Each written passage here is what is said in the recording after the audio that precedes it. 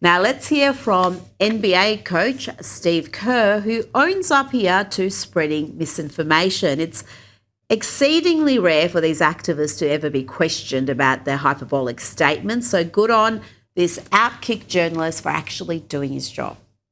I know you had mentioned that, ICE isn't rooting out violent criminals, but is instead taking 5-year-olds.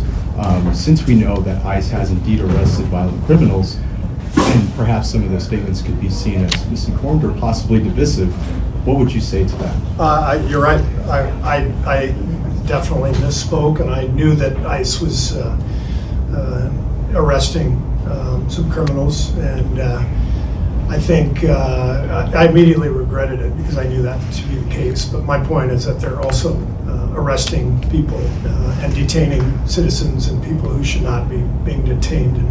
And the manner in which they're doing it, as you see, is riling everybody up all over the country. But that's just more fake news, Steve Kerr. ICE is operating throughout the US, and yet it's only in Minnesota, a state in an unprecedented multi-billion-dollar fraud crisis, where we are seeing these violent daily protests. Let's look at some of the numbers here. More than 88,000 ICE arrests in Texas, more than 34,000 in Florida, more than 30,000 in California. No daily riots in those states, Kosha. I didn't love the word misspeak. I think that was a little bit weak in his apology, but I won't nitpick. At least he went further than most would. And the real lesson for him is just stay in your lane and coach. Don't get into politics. He won't listen to that lesson. He won't. That's the easiest lesson to learn, though, if only. In terms of the numbers, yes, that is the story. And I think the Trump administration has been a little bit on the back foot in terms of the media narrative. They have so much they can talk about that's going well, but they are in defense mode and they're trying to turn that around. And that is one of many points that they should be pushing, that Minnesota is the exception. It's not the rule. Even California, 30,000 is interesting. And I think the reason why is Minnesota is within reach. It's like a bluish purple state.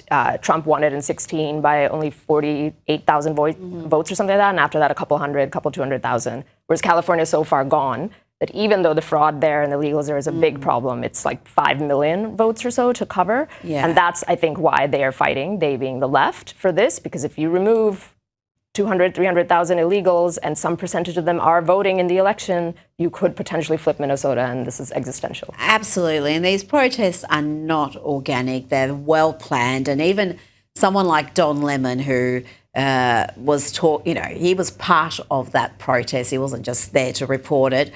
But his coverage showed that they were mainly from interstate. The ones he was speaking to seemed to, so many of them, be travelled across states to be there. Absolutely. It's not an organic protest. They are very well organised and they are actively obstructing and attacking officers. I mean, that is, again, doesn't fit the definition of a protest. Absolutely. And that's why that whole of government approach, where you've got ICE, you've got Border Patrol, you've got the National Guard, you've got the governor and the president trying to somehow break bread to the extent that they can. And then you've got the DOJ making arrests, like those 3 people and Don Lemon.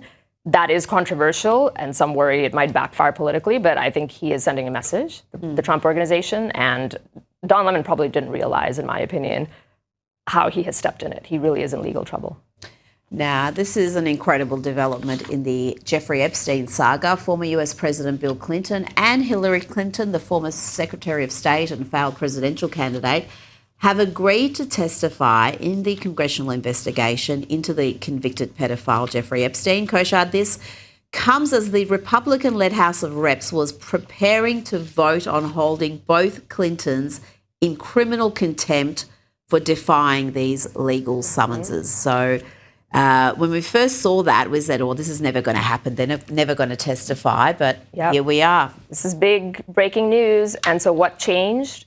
2 things. One is the House committee voted to advance the contempt of Congress process, and it had bipartisan support because the Democrats have been jumping up and down about releasing the files. And so there is a good chance that they will actually be held in contempt of Congress, and that vote was scheduled in short order. And then the second thing is the legal strategy that we discussed as it relates to Don Lemon and his co-conspirators, as it even relates to the more frivolous things like Trevor Noah.